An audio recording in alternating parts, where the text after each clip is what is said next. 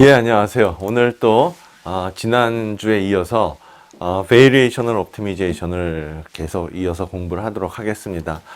우리가 영상 이해에 있어서 이 베리에이셔널 옵티미제이션이 주로 쓰이는 게 어떤 지금 계속 하고 있는 디노이징이라든가 또 옵티컬 플로우의 계산, 또 스테레오 비전에서 디스페러티를 구한다든가 이런 어떤 얼리 비전 쪽에 이제 많이 쓰이고 있습니다. 즉 뭐냐면은 여기서 좋은 결과가 나와야지 뒷단에 가서 하이 레벨로 이 영상에 누구 사람이 있다, 악기를 연주하고 있다, 이런 식으로 그 영상을 분석하고 뭔가 정보를 끄집어내기 위해서는 우리가 기본적으로 주어진 영상을 잘 다뤄야 될 텐데, 거기서 로우 레벨의 얼리 비전에서 하는 그런 기본적인 세그멘테이션을 잘하게 하기 위한 깨끗한 이미지라든가 이런 것들을 이제 제공해 줘야지 뒤에서 잘 유용하게 분석을 효과적으로 해내겠죠.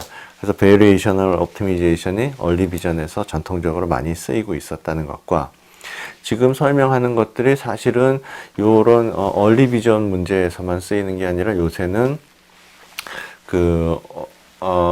또 스파스 옵티미제이션이라고 해서, 여러분 스파스 리프레젠테이션이란 말도 들어보셨을 테고, 그게 또 어떤 머신러닝과 연결돼 가지고 주어진 영상이 들어왔을 때 어떤 분류 결과를 내준다거나 이런 여러 가지의 또 우리 스파스 옵티미제이션이 쓰이는데, 거기서 사실 또 쓰이고 있는 게 가장 각광을 받고 있는 게 ADMM 이런 것들이거든요. 그런 것들이 지금 오늘 설명하는 데서 다 연관돼서 같이 나오니까 또 재밌게 많은 유용성이 있을 거라고 생각하고 재밌게 들어주시면 감사하겠습니다.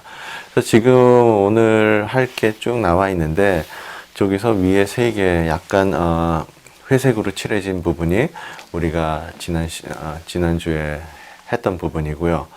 그 외에도 이제 어떤 기본적인 ROF 모델이 1992년에 나온 이후로 계속 챔버의 듀얼 베이스드 알고리즘이 나왔고, 그 다음에 또 이제 아래 이제 또 몇 개가 계속 나오고 있죠. 수도 없이 사실 나오고 있는데, 그래서 이제 중요한 것만 제가 뽑아서 얘기하는 거고요. 그 다음에 이제 TV 레귤러리제이션 모델은 아니지만 또 다른 모델. 그러니까 지금 이 임플리멘테이션이라고 쓴 부분은 같은 TV 레귤러리제이션 모델을 어떻게 더 효율적으로 우리가 옵티미제이션 하는가 이런 거고, 또 아래 WLS라든가 L0 스무딩이라고 하는 거는 그냥 에너지 펑셔널 자체를 달리 모델링해서 우리가 식을 새롭게 다르게 세워서 더 좋은 결과를 얻을 수 있지 않을까 하는 그런 또 연구입니다. 그래서 이미 다 아시겠지만 두 가지가 계속 나오고 있죠. 하나는 TV 레귤러리제이션을 어떻게 푸느냐 이런 문제들이고, 또 하나는 TV 레귤러리제이션 말고도 또 어떤 식으로 에너지 펑셔널을 세워서 더 좋은 결과를 얻을 수 있을까 이런 얘기들이죠. 그래서 지금은 TV 레귤러리제이션을 어떤 식으로 우리가 다르게 옵티미제이션을 하는가를 얘기하는 그런 과정 중에 있다는 것을 알고 다음으로 넘어가도록 하겠습니다.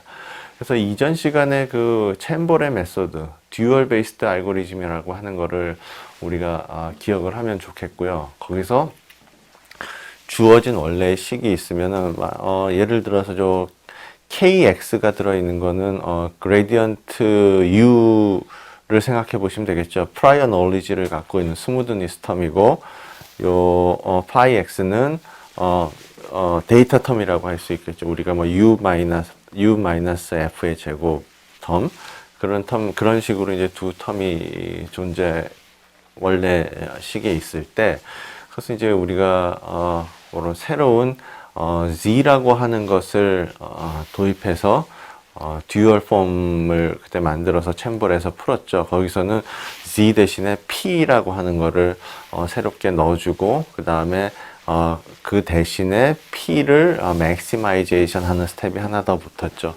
여기서도 이제 프라이멀 듀얼은 그거를 조금 더 확장을 해가지고 확장판 또는 그거의 이제 챔버 메소드의 정리판이라고 해도 좋을 것 같습니다.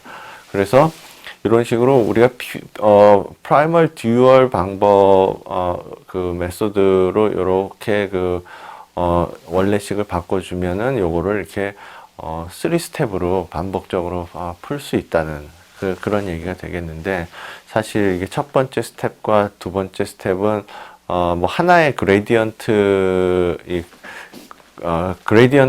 디센트를 이용해서 새롭게 X를 업데이트하고, 그 김에 엑스트라 그레디언트 스텝이라고 해가지고 내가 새로운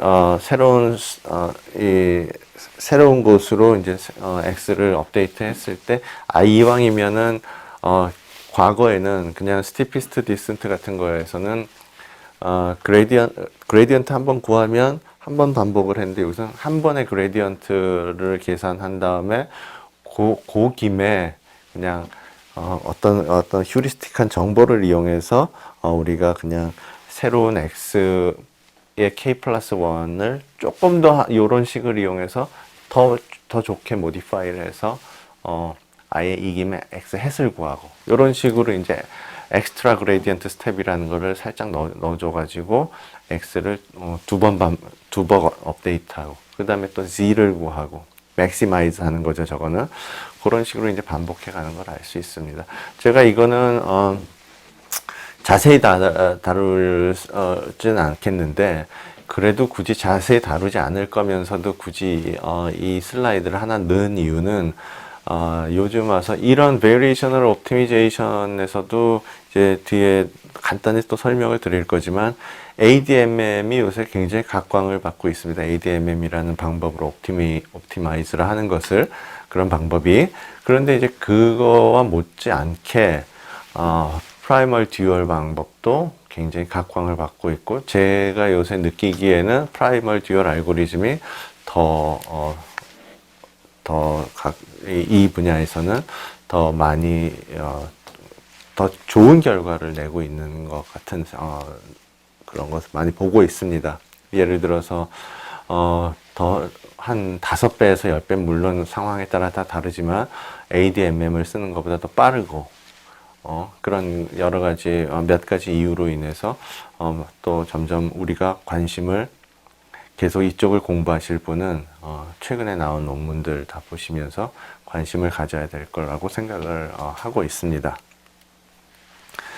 그 다음에 일단 그 챔버리 처음 시작한 듀얼 방법 관련돼서는 이렇게 정리를 하도록 하고요. 그 다음에 요거는 이제 TV 레귤라리제이션과 살짝 다르게 해서 더 좋은 결과를 얻을 수 있다는, 뭐냐 하면은 요 레귤라리제이션 텀은 TV 놈을 쓰는 게 맞는데, 여기서는 이제 f-u의 제곱이었던 거를 f-u의 원놈으로 우리가 이제 정의를 하죠. 그러니까 제곱이 원놈으로 되는 경우에 더 좋은 결과를 얻을 수 있었다, 이렇게 이제 주장하는 사람들이 이제 나오기 시작했던 거죠. 보면은 그대로 이게 뭐 우리가 여기 원놈 절대값 텀이 붙어 있다고 해가지고 막상 미분이 안 되고 뭐 이렇지는 않습니다. 해보면은 이런 식으로 우리가 구할 수 있는데요. 단 이게 요 텀이 0이 되는 경우에는 이제 계산할 수가 없는 그런 문제가 있었죠. 그래서 요거를 뭐 입실론이라 델타라는 아주 작은 수를 더해줘서 앞에서 설명한 바와 같이 요거 절대로 분모가 0이 되지 않게 뭐 만들어주고, 그 다음에 타임 마칭을 통해서 뭐 구하는 전통적인 방법이 있을 수 있는데, 그게 ROF 모델이 1992년에 나왔을 때와는 달리 이제 시간이 조금 지나면서 사람들이 더 좋은 방법을 알아내게 됐죠. 그래서 그냥 방금 말씀드린 그런 오일러 라그랑지 이퀘이션을 이용한 전통적인 방법으로 풀 수도 있겠지만, 2006년에 그 아졸이라는 사람이 이렇게 제안을 한 내용을 한번 살펴보면은, 원래 주어진 식은 이제 스트릭트리 컨벡스하긴 한데 스트릭트리 컨벡스하진 않습니다. 그 뒤에서 우리가 어떤 경우에 컨벡스하고 어떤 경우에 스트릭트리 컨벡스한지를 제가 간단히 보여드릴 건데, 스트릭트리 컨벡스가 왜 중요한가 하면은 주어진 식이 스트릭트리 컨벡스한 경우에는 그냥 글로벌 미니마가 존재합니다. 그게 보장되어 있습니다. 여러분 간단히 생각하면 그냥 쿼드레트 이퀘이션을 생각해 보시면 됩니다. 이 경우에 항상 유일한 해가 하나 존재하는 것을 알 수 있죠. 그런데 이게 strictly convex하지 않고 그냥 convex 하면은 이게 여러 개의 해가 나올 수도 있고 유일한 해가 나올 수도 있고 여러 개의 해가 나올 수도 있고 그렇게 그러니까 유일한 해가 보장은 되지 않는 그런 문제가 있습니다. 그래서 항상 이렇게 식에 어떤 이런 제곱텀 같은 게 있는 게 중요한데 또 이렇게 제곱텀을 넣어줌으로써 이 전체가 strictly convex하게 바뀌어집니다. 뭐냐 하면은 내가 속한 그룹이 있는데 내가 속한 그룹에서 한 명만 이 문제를 풀 수 있어도 우리 그룹은 이 문제를 풀 수 있는 거 아닙니까? 이런 식으로 여기서 요 한 텀만 어떤 이런 제곱텀이 들어 있어도 그래서 이 한 텀만 strictly convex 해도 이 전체 식이 다 strictly convex해진다는 것을 기억하시고요.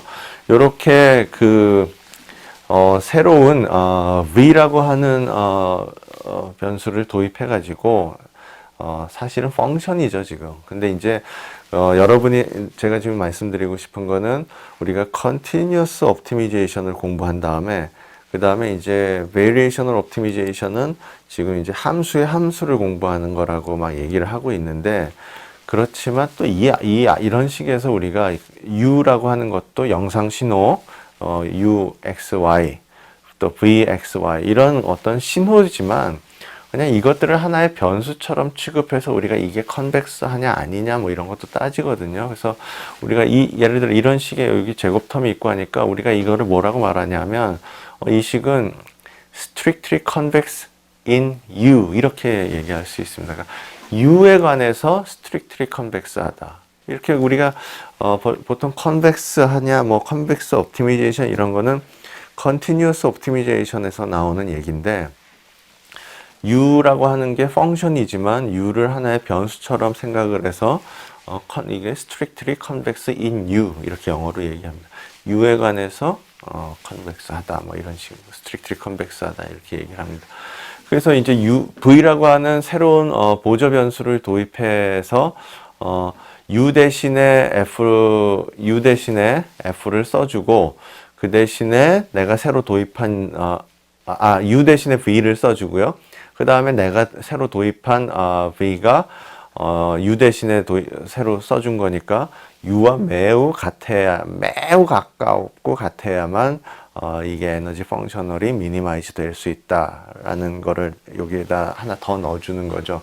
그러면은 우리가 새로운 V가 또 추가됐기 때문에 미니마이저로서는 U와 V를 동시에 번갈아 가면서 구해야 되는데 요거를 이제 V를 픽스하고 보면은 어떤 텀만 나옵니까? V를 픽스하면은 요게 그냥 고정된 항이 되니까 요 앞에 두 개만 나와서 우리가 U에 대한 미니마이제이션을 할 수 있는 거죠. 그렇죠?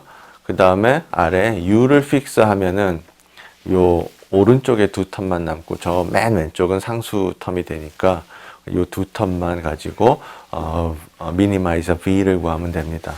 그러면은 자세히 보면 요거는 챔벌 메소드 기존의 ROF 모델이니까 기존의 TB 레귤라리제이션 모델이니까 요렇게 된 게 이렇게 바뀌었죠. 이건 우리가 이미 알고 있듯이 여러 가지 TB 레귤라리제이션 문제를 푸는 방법을 쓰면 되는데 그 중에서도 챔벌 나쁘지 않죠. 챔벌 메소드를 써도 그게 하나의 방법이 되겠고요. 하나의 선택이 되겠고요.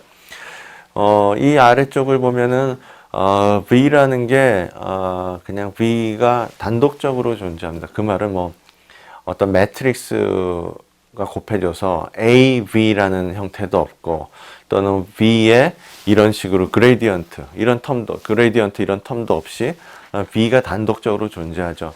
이렇게 내가 구하고자 하는 게 어떤 그 앞에 어떤 미분 연산자라든가 또 어떤 행렬이라든가 이런 거와 연결이 되어 있지 않고 단독적으로 존재하면 우리가 슈링키지 메소드 알고리즘 또는 소프트 스레셜딩 알고리즘을 이용해서 이렇게 간단하게 그냥 어떤 표를 보고 답을 내듯이 이렇게 쓸 수 있습니다. 이거 뒤에서 다시 한번 제가 자세히 설명을 해드리도록 하겠습니다.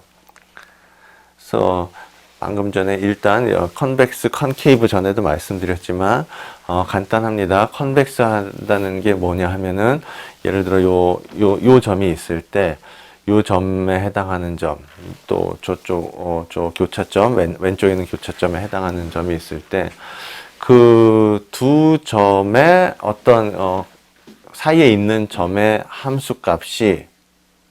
함수값보다 이 각 점의 함수값들의 중간점, 이 각 점의 함수값들의 중간점이 중간점의 함수값보다 항상 크거나 같으면 우리가 컨벡스하, 이 함수는 컨벡스하다고 하고요.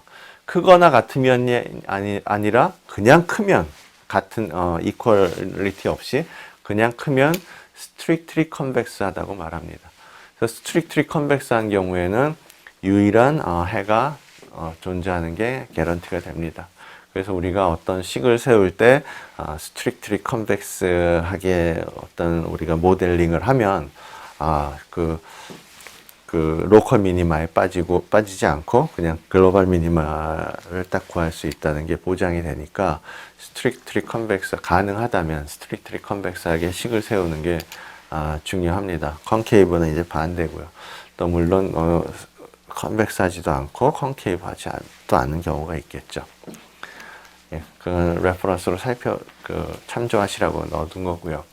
그래서 이런 노이즈 이미지가 있을 때 ROF 모델 아시죠? TB 놈이 있고 스무딩 텀이 TB 놈이고 그 다음에 데이터 텀은 U-F의 제곱 텀이 있었죠. 그 제곱 텀도 원놈으로 바꾼 경우에 보니까 요런 경우에 이제 디테일이 여기는 좀 살아 있는데 여기는 디테일이 많이 죽어 있죠. 이 말은 이런 큰 엣지들은 큰 스케일의 텍스처 부분은 잘 보존이 되는데 이 작은 스케일의 텍스처들은 좀 많이 죽었네요. 그죠? 또 여기는 그거보다는 아직도 작은 텍스처 부분에 있는 엣지들도 좀 살아있는 걸 알 수 있었고요. 그 다음에 요 식은 요 표는 PD는 이제 프라이멀 듀얼 알고리즘으로 푼 것과 그 다음에 ADMM으로 또 푼 거 뭐 이런 것들이 나오는데 그런 식으로 옵티미제이션을 또 어떤 방법을 쓰냐에 따라서 이제 또 시간의 차이도 난다는 것도 그냥 제가 하나 더 넣어놨습니다. 프라이멀 듀얼이 좀 더 빠르다는 것도 우리가 아시면 될 것 같고요. 그래서 앞에서 보시면은 이렇게 챔버 메소드와 또 소프트 스레셜딩 알고리즘을 이용해서 풀 수도 있지만 요거도 살짝 고전적인 방법이 돼가고 있으니까요. 요새는 그 방법 대신에 프라이멀 듀얼 알고리즘을 쓸 수도 있고 그 다음에 ADMM을 쓸 수도 있다는 그런 얘기고요. ADMM보다는 프라이멀 듀얼이 좀 더 빠른 거를 또 요 표에서 알 수 있다는 얘기입니다.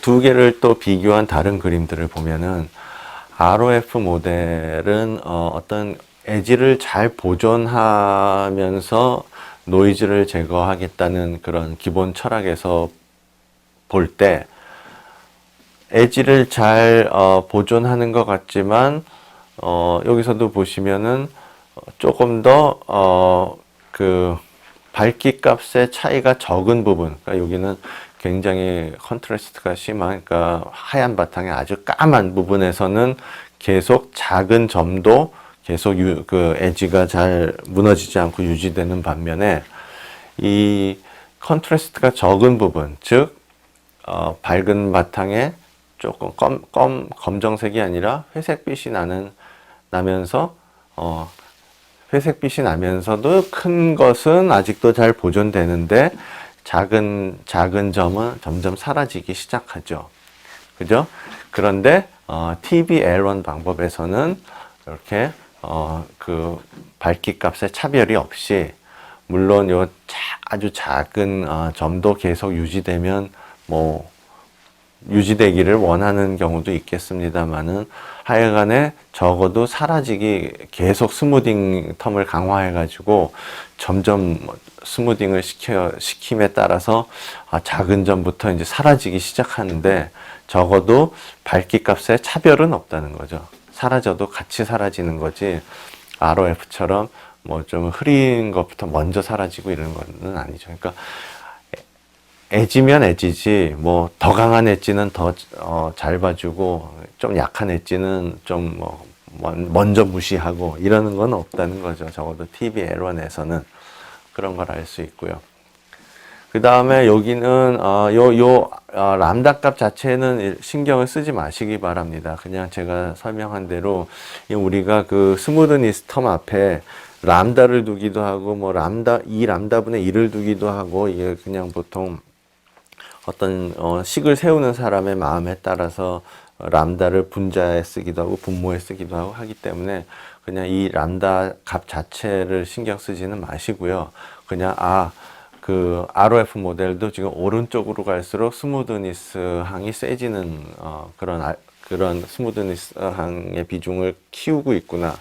아래 TV L1 모델도 오른쪽으로 갈수록 스무드니스 항이 커지고 있구나. 이렇게만 아시면 됩니다. 스무드니스를 커지게 할 때 얘는 밝기 값에 차별 없이 뭐 없어지면 같이 없어지고 이러는 거고 ROF는 좀 희미한 것부터 먼저 그냥 희생을 당하는 거를 우리가 알 수 있었다는 얘기입니다. 그 다음에 우리가 이제 또 요즘 굉장히 각광받는 게 아까 제가 막 ADMM 계속 말을 했는데 ADMM도 이 스플리팅 알고리즘에 이제 속해 있습니다. 조금 아까 본 TV L1 모델에서의 그 아우졸 모델도 스플리팅의 하나라고 우리가 볼 수도 있겠는데요. 보시면은 요거는 그냥 전형적인 전통적인 TV 레귤러리제이션 방법입니다. ROF 모델인데 요걸 우리가 디스크리트하게 써가지고 모든 그 픽셀 밸류에 대해서 서메이션을 하는 거죠. 그러면은 보아하니 둘 중에 하나는 노이즈가 낀 영상이고 하나는 깨끗한 영상일 테고 또 여기는 그레디언트가 있고 미분값 그레디언트를 구하는 텀이 있고 알겠는데 우리가 따로 뭐 여기서 뭐는 주어진 영상이다 이런 얘기를 안 해도 여러분이 이제는 딱 보시면 I가 주어진 노이즈가 낀 영상인지 S가 노이즈가 낀 영상인지 아셔야 됩니다. 지금 뭡니까? 한번 생각해 보십시오. 우리가 이제 여기서 원하는 깨끗한 영상이 I입니까? S입니까?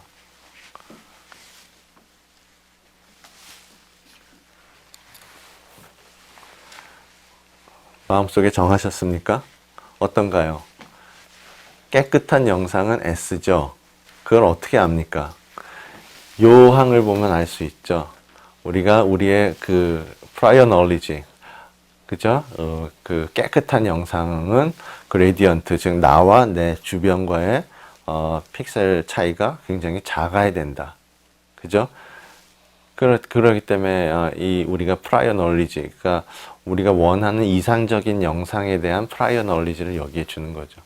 그러니까 I는 노이지한 영상이죠. 노이지한 영상의 그레디언트는 뭐 뒤죽박죽일 테고요.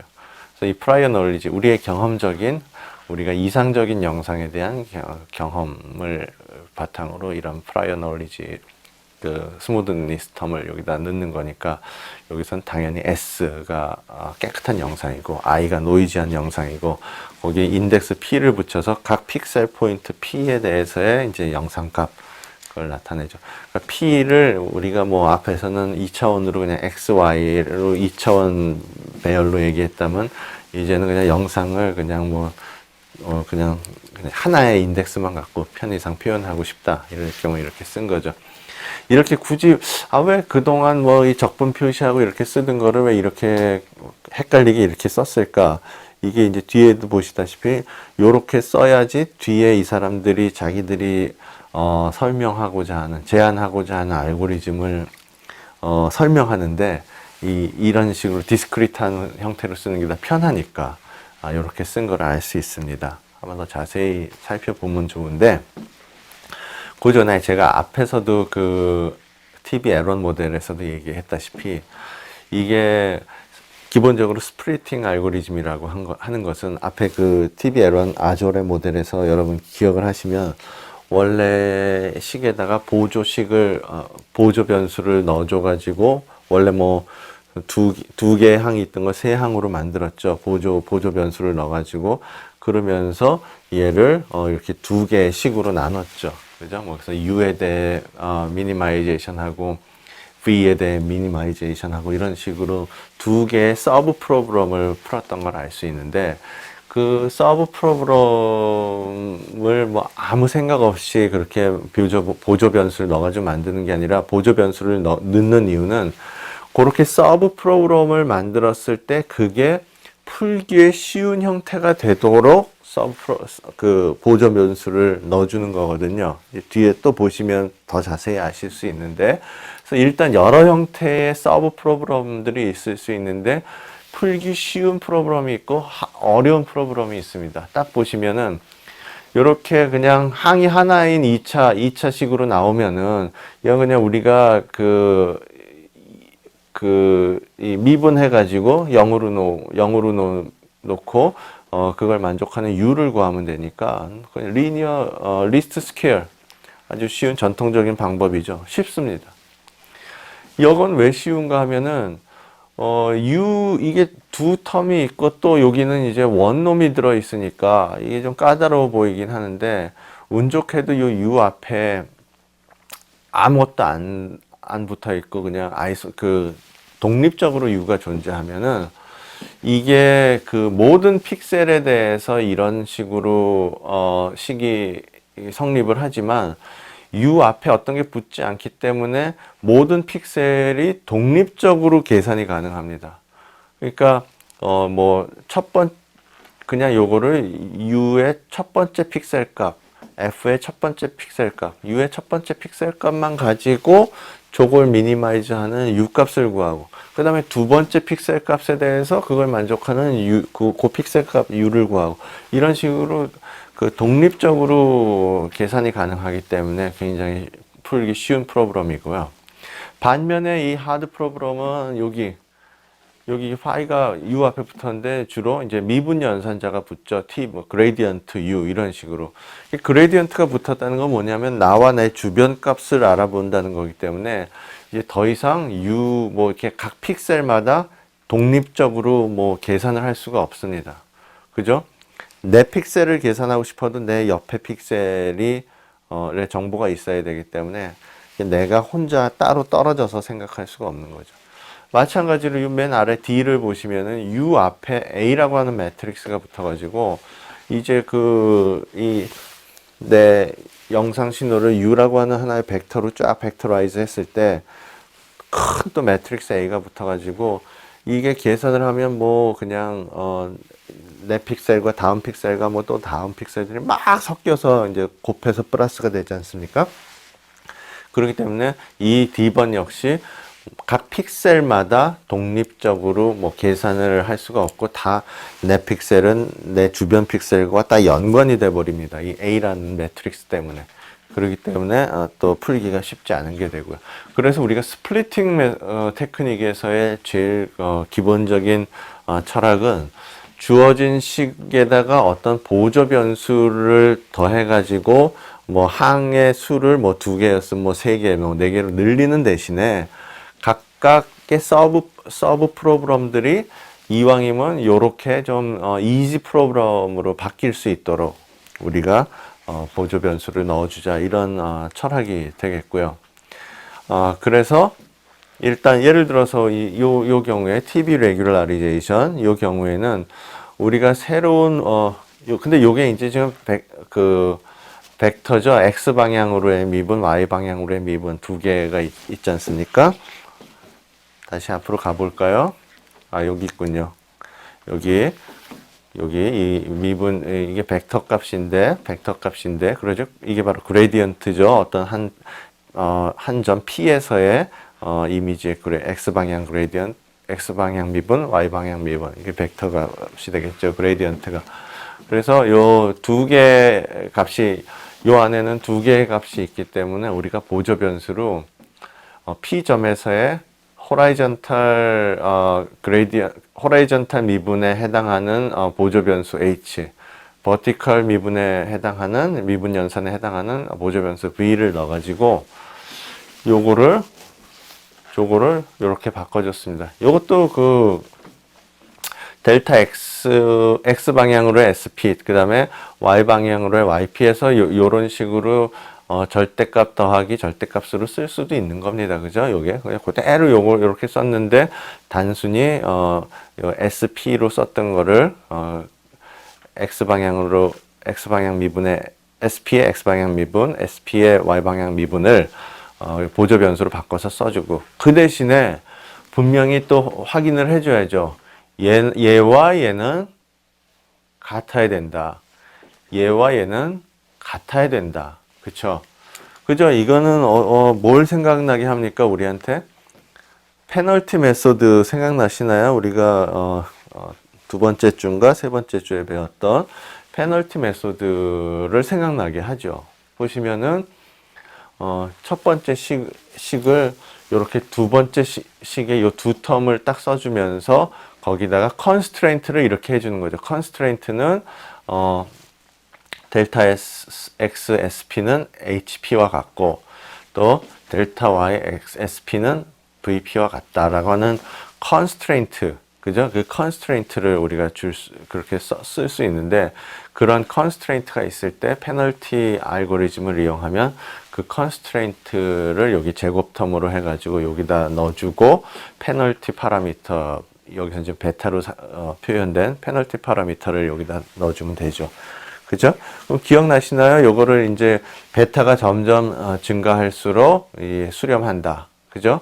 그래서 큰 베타가 아주 클 때 수렴하는데, 그렇다고 해서 베타를 처음부터 큰 수를 주면은 또 생각지 않은 로컬 미니마가 그 어떤 조건의 바운더리에 생성되기도 하고, 그 다음에 어떤 주어진 모델에 따라서 큰 베타가 도대체 얼마나 커야지 큰 베타인지 알 수가 없기 때문에 우리가 페널티 알고리즘을 풀 때 베타를 작은 값을 처음에 주면서 점점 반복하면서 이 옵티미제이션을 여러 번 하는 거죠. 베타를 점점 증가시키면서.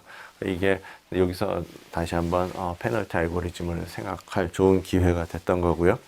이렇게 이제 세 개 항이 되었는데, 요걸 이제 실제로 그럼 어떻게 푸느냐. 여기는 그 S에 관한 미니마이제이션, 그 다음에 추가된 보조 변수 H와 V에 대한 미니마이제이션, 그죠? 그래서 S에 대한 미니마이제이션 할 때는 S랑 관계없는 요 텀은 그냥 싹 없어지는 거죠. 관계가 없으니까. 그러면 S에 영향을 주는 거는 맨 왼쪽 텀과 맨 오른쪽 텀이 되겠고요. 그래서 요 서브 프로그램 하나, 그 다음에 또 그 나머지 또 하나는 어떤 겁니까? H와 V가 들어있는 텀을 제외한 요거는 없어지는 거죠. H와 V가 없으니까 H와 V에 관한 미분 그 미니마이제이션 할 때는 관계없는 텀이니까 없어지는 거죠. 요렇게 두 개의 서브 프로그램이 됩니다. 그러면 이제 다음에서 각각에 대해서 얘는 어떻게 풀고 얘는 어떻게 푸는지를 한번 알아봐야 되겠죠.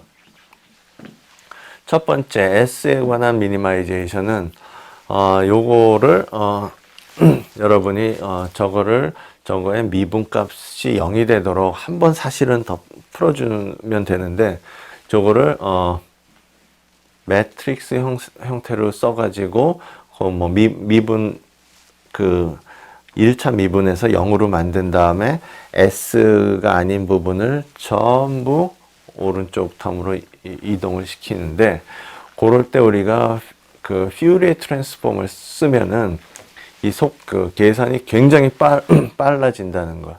그래서 전통적으로 요런 경우에, 그러니까 노멀 이퀘이션의 형태로 나타날 때, 즉 S is equal to something 요런 형태로 나타날 때, 그것들을 퓨리에 트랜스폼들을 이용해 가지고, 그러니까 AS is equal to B라는 형태로 이렇게 이퀘이션이 생성될 때 이 왼쪽 텀의 퓨리에 트랜스폼, 오른쪽에 퓨리에 트랜스폼 구하고 이거를 나눠주는 거죠.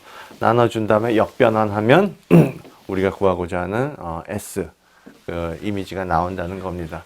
그럼 여러분이 이거를 쫙 들여다보시면은 어떤 퓨리에 트랜스폼을 어떤 뭐 매트릭스에다 구하고 우리가 퓨리에 트랜스폼을 구하고 이러는 건 알겠는데 이 미분 연산자에도 퓨리에 트랜스폼을 쓰네요. 무슨 미분 연산자에 퓨리에 트랜스폼 쓴다는 게 좀 생소해 보이는데 하나의 예를 들면 뭐 이런 겁니다. 미분 연산자라는 게 그냥 내 픽셀 값에서 내 왼쪽 픽셀 값을 뺀다. 이렇게, 이건 이제 자기 이 구현하는 사람이 뭐 미분을 내 값에서 뭐 오른쪽 걸 뺄지, 내 값에서 왼쪽 걸 뺄지, 또는 내 이 점에서의 미분 값은 오히려 내 왼쪽 값 빼기 오른쪽 값 나누기 2 이렇게 할지, 그건 이제 자기가 또 그런 자세한 임플리멘테이션 이슈들이 있습니다. 그런데 예를 들어서 요런 식으로 이제 미분이라는 거를 마이너스 1 이렇게 미분이라는 걸 정했을 경우에는 이게 영상 사이즈에 맞게 이 마이너스 1과 1을 제외한 나머지를 0으로 제로 패딩을 해줍니다. 그러면은 저기 보시면은 제로 패딩 했을 때 맨 윗줄에 보면 마이너스 1 이렇게 되어 있고 나머지는 전부 제로로 되어 있으면 좋을 것 같은데 마이너스 1이 오히려 여기 가서 붙어 있고요. 1은 또 저 끝에 붙어 있죠. 그러니까 한 픽셀 시프트, 이게 우리가 퓨리에 트랜스폼이라고 하는 거는 뭐 예를 들어서 1436 이 4포인트를 1D FFT 하라, 이 말은 뭐냐면 그 내부적으로 1436이 계속 1436이 반복되어 있는 거를 생각을 하고 우리가 그 안에서 계산을 하거든요. 여기서도 요 마이너스 1이 여기 붙어 있지만 또 저 맨 왼쪽에 1 왼쪽에 또 마이너스 1이 붙어 있고 계속 이 같은 패턴이 계속 반복되고 있는 거를 아셔야 되고요. 굳이 맨 왼쪽 위에 마이너스 1을 안 쓰고 한 픽셀씩 우리가 시프트 시켰던 거는 결과부터 얘기하면 이 결과에 이 주어진 영상의 미분값이 다 나머지는 000이고 요 100과 20이 있는 사이에 미분값이 80을 써줘야 되지 않습니까? 이 80이 요 세 번째 열에 나오도록 하기 위해서 저렇게 한 거고요. 만약에 뭐 예를 들어 여기서 마이너스를 여기다 안 쓰고 마이너스 1을 정말로 맨 위에 마이너스 1 쓰고 그 다음에 마이너스 1 쓰고 그 다음에 1 쓰고 이런 식으로 제로 패딩을 하면 여기에서의 80 미분값 80이 나오는 게 뭐 한 픽셀이 시프트 돼서 나올 겁니다. 왼쪽이든 오른쪽이든 시프트 돼서 나올 겁니다. 그러니까 그런 차이가 있다는 걸 아시고, 그래서 요 어떤 영상을 미분한다는 거를 퓨리에 도메인에서는 어떻게 하냐면 영상을 당연히 퓨리에 트랜스폼하고 이 미분 연산자도 제로 패딩에서 퓨리에 트랜스폼하고, 그죠? 그거를 엘리먼트 와이즈로 각 해당 엘리먼트끼리 곱해가지고 퓨리에 트랜스폼은 곱해주는 거잖아요. 곱해주고 그 다음에 인버스 트랜스폼 해주면 미분 값이 딱 나오죠. 그죠? 다시 말하지만 모든 다 미분 값이 x에 대한 미분이 0인데 요 바운더리에 해당하는 부분만 100과 20이 있으니까 80이 나와야 되죠. 80이 나왔죠. 간단히 여기서 이제 어떤 실제 퓨리에 연산 구현하는데 특히 어떤 미분 연산자도 하나의 퓨리에 도메인에서 취급할 수 있다는 것을 보여드린 거고요.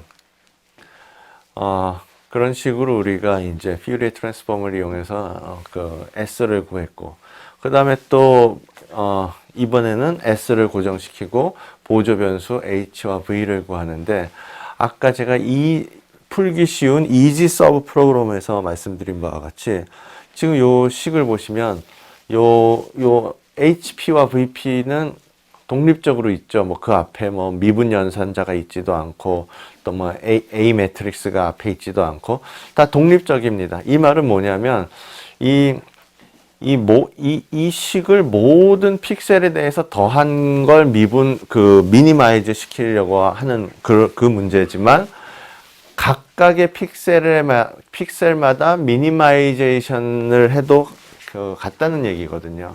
그러니까 우리 일단 다 요 수식들을 다 전체 이미지에 대해서 다 계산해서 미니마이제이션 하는 게 아니라, 한 픽셀마다 그거를 최소화하는 HP와 VP를 구하고, 그 다음 픽셀 또 그걸 최소화하는 HP와 VP를 구해도 된다는 거예요. 이게 이렇게 독립적으로 존재하기 때문에, 아까 설명드린 바와 같이. 그래서 easy sub problem이라고 하고, 요거는 요런 형태로 주어지면은 그냥 각 픽셀에 대한 그 옵티멀 값은 요런 식으로 나타낼 수 있다는 거고, 이거를 우리가 소프트 스레셔딩 알고리즘이라고도 하고, 슈링키지 포뮬라를 썼다, 이렇게도 표현을 합니다. 요게 요렇게 되는 거를 제가 여러분한테 알려드리기 위해서 이렇게 한번 설명을 해봤는데요. 예를 들어서 x는 이제 벡터, xy는 벡터입니다. x는 뭐 이미지가 10 by 10 이미지면 100개의 엘리먼트를 갖는 벡터가 되겠고, y는 또 주어진 노이즈 이미지 100개의 픽셀 개수 100을 갖는 y 노이즈 이미지가 되겠죠. 이 전체적으로 이거를 미니마이즈하는, 이 식을 미니마이즈하는 x를 구하려고 하는데, 운 좋게도 이렇게 x가 다 그냥 그 앞에 뭐 미분 연산자도 없고, 스플리팅 테크닉 때문에 이렇게 새로 이런 것들이 생성됐지 않습니까?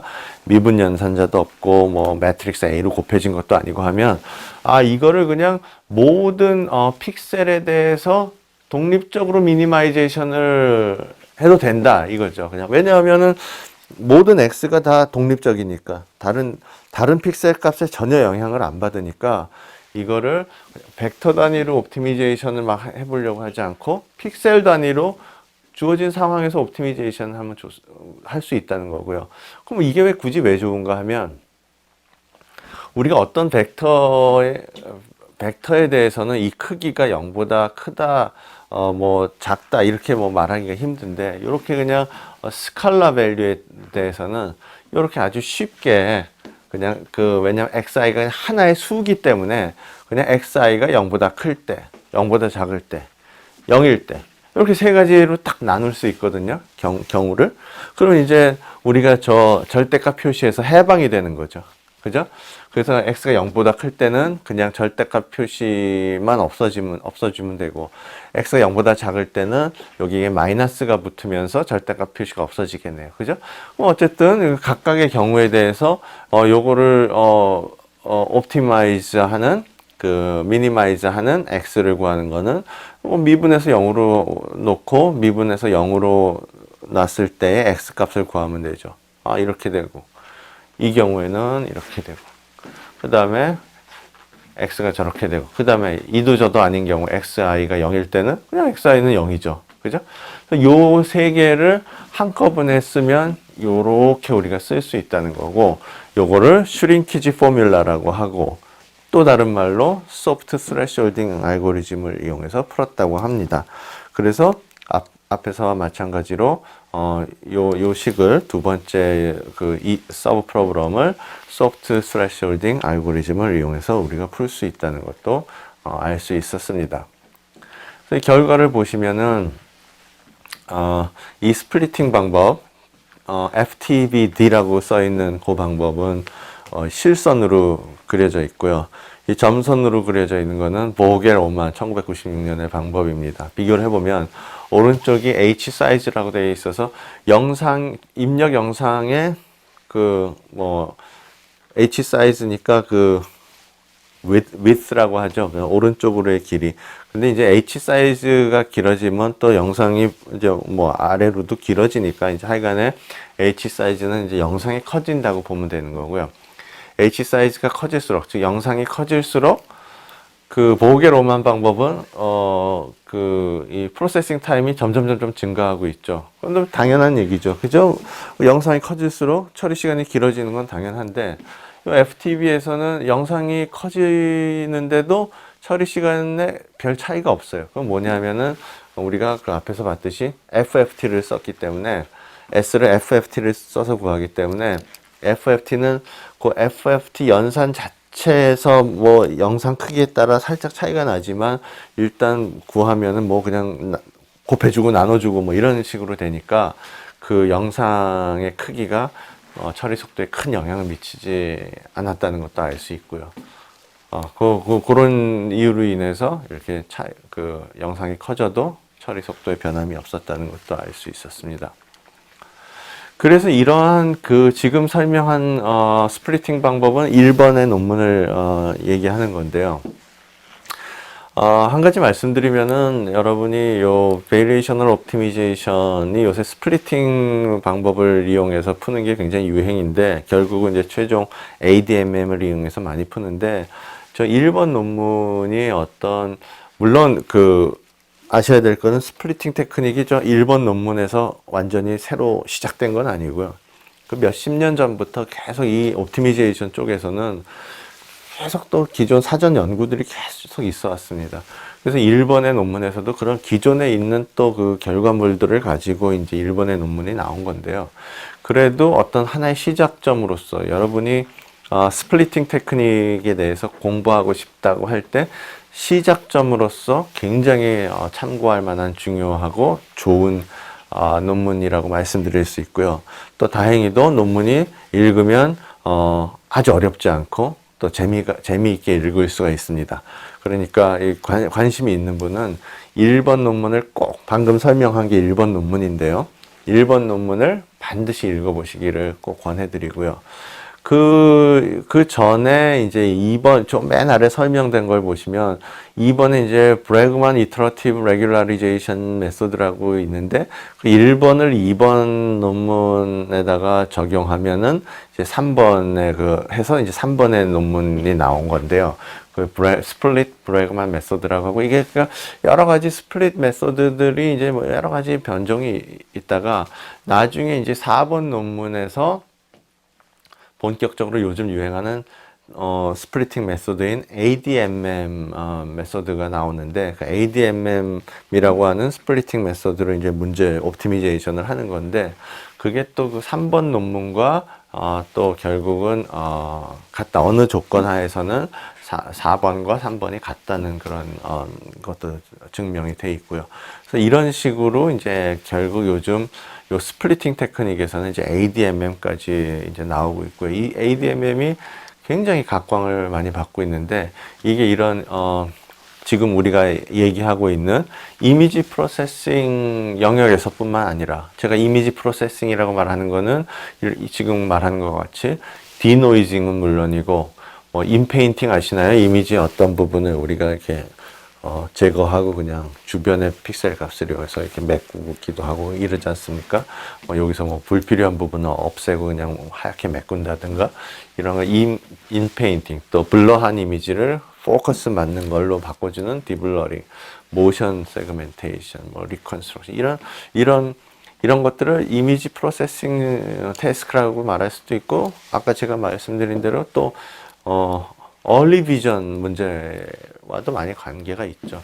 얼리 비전 또는 이미지 프로세싱 태스크에도 이런 스플리팅 알고리즘 중에서 가장 요새 각광을 받는 ADMM이 많이 쓰이고 있다는 것과 그거 말고도 그냥 시그널 프로세싱에서도 이것도 이제 스파스 리프레젠테이션 또 로우 랭크 매트릭스 컴플리션 이런 게 지난 몇 년간 굉장히 각광을 받아왔는데 그런 데서 쓰일 수도 있고요. 또 비슷한 이유로 머신러닝에서 이런 structured sparse estimation을 통해 가지고 우리가 어떤 주어진 영상을 또는 구체적으로 말하면 주어진 얼굴이 이게 누구의 얼굴이다 이렇게 뭐 얼굴 인식 같은데도 이제 뭐 널리 쓰여서 많은 좋은 결과를 얻었습니다.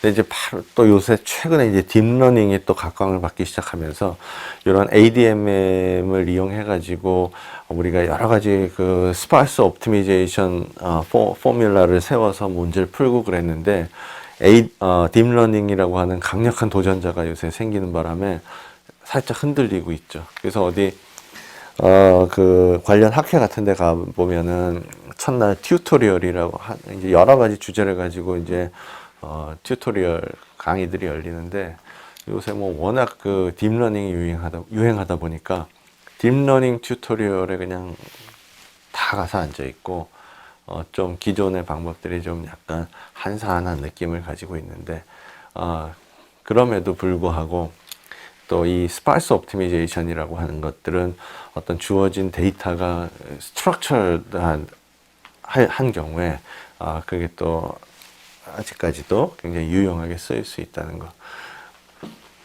대조적으로 딥러닝은 주어진 데이터가 뭐 도대체 블랙박스처럼 뭐가 뭔지 잘 모르겠고, 어떤 룰이 어떤 입력과 아웃 사이에 어떤 룰이 존재해야 될지 가늠하기 힘들 때, 그럴 때 우리가 딥러닝을 쓰면 또 잘 되는 걸 알 수 있고요. 그래서 뭐 많은 사람들이 모든 게 어느 알고리즘, 어느 방법 쪽으로 그냥 이렇게 컨버지 된다 보다는, 우리가 여러 가지 방법을 알고 있고 그 상황에 맞게 적절한 알고리즘을, 적절한 방법을, 어프로치를 쓰는 게 좋다는 거를 우리가 또 다시 한번 생각할 필요가 있고요. 그래서 제가 이제 시간 관계상 ADMM 자체에 대해서는 이번 우리 강의에서는 자세히 이제 설명을 하기가 힘들 것 같습니다. 그렇지만 여러분은 ADMM이 스플리팅 테크닉의 하나로서 이렇게 발전해 왔다는 것과, 이렇게 어떤 또 에너지 펑셔널이 주어지면은 ADMM 폼으로 바꿔서 이렇게 사용되고 있다는 걸 알 수 있고요. 이거를 한두 장으로 설명하기가 좀 힘든 게, 이게 우리가 뭐 듀얼 어센트라는 개념부터 쫙 오그멘티드 라그랑제 이퀘이션이라든가 여러 가지를 이렇게 또 같이 설명을 해야 되기 때문에 이거를 이렇게 간단히 제가 다룰 수가 없기 때문에 그냥 ADMM이 뭔가만 이렇게 살짝 보여드리려고 이제 슬라이드를 준비를 했고요. 요거는 그야말로 TV 레귤라리제이션 문제죠. 여기서는 뭐가 깨끗한 영상입니까? G입니까? F입니까? F죠. 어떻게 합니까? 여기 F에 대한, 깨끗한 영상에 대한 prior knowledge가 여기 써 있기 때문에 F인 걸 알 수 있죠. 그죠? 그래서 F가, 근데 이 H는 이제 우리 그 디노이징에서는 이제 그냥 아이덴티티 매트릭스죠. H가 없는 거라고 보면 되는데, 여기서 굳이 그냥 한번 좀 제너럴하게 일반적인 형태로 제가 그냥 빼지 않고 넣어놨습니다. 이건 이제 블러링까지 포함해서 F가 깨끗한 영상이 블러가 되고, 또 노이즈가 이제 더해져서 이런 G라는 게 이제 우리한테 주어지면 그 차이를 최소화하면서도 F라고 하는 그 깨끗한 영상의 프라이어 널리지를 이용해서 풀자, 이런 거죠.